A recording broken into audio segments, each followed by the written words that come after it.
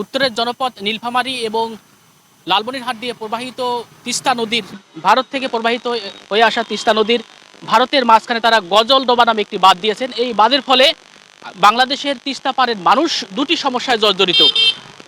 বড় মৌসুমে যখন পানির প্রয়োজন তখন পানি পায় না, আর পানি অভাবে কৃষকরা আসলে তাদের যে ফসলি আবাদ থেকে বঞ্চিত হচ্ছে। এবং আরেকটি বিষয়, যখন ভরা মৌসুমে প্রয়োজনের তুলনায় বেশি পানি ছেড়ে দেওয়ার কারণে তিস্তার পার প্লাবিত হয় এবং নদী ভাঙ্গন শুরু হয়, হাজার হাজার মানুষ ক্ষতিগ্রস্ত হয়। মানুষের ন্যায্য অধিকার, বাংলার মানুষের ন্যায্য অধিকার ফিরে পাওয়ার জন্য আজকে বিএনপির ডাকে হাজার হাজার লক্ষ লক্ষ মানুষ তিস্তা পাড়ে সমবেত হচ্ছে এবং তাদের যে ন্যায্য দাবি, পানির অধিকার আদায়ে তারা সোচ্চার।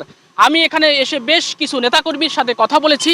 তারা আমাদেরকে জানিয়েছেন যে যতদিন না পর্যন্ত তাদের অধিকার ভারত সরকার ফিরিয়ে দিবে ততদিন পর্যন্ত তারা তাদের আন্দোলন অবিরত চালিয়ে যাবে।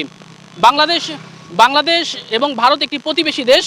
আন্তর্জাতিক নিয়মকানুন তোয়াক্কা না করে, আন্তর্জাতিক নিয়মকানুনের প্রতি শ্রদ্ধাশীল না হয়ে ভারত বাংলাদেশের মানুষের অধিকার বঞ্চিত করছেন। বিএনপির ডাকে লক্ষ লক্ষ হাজার হাজার মানুষ এবং বিএনপির সকল অঙ্গ সংগঠনের নেতাকর্মীরা আজকে এখানে যুক্ত হয়েছেন।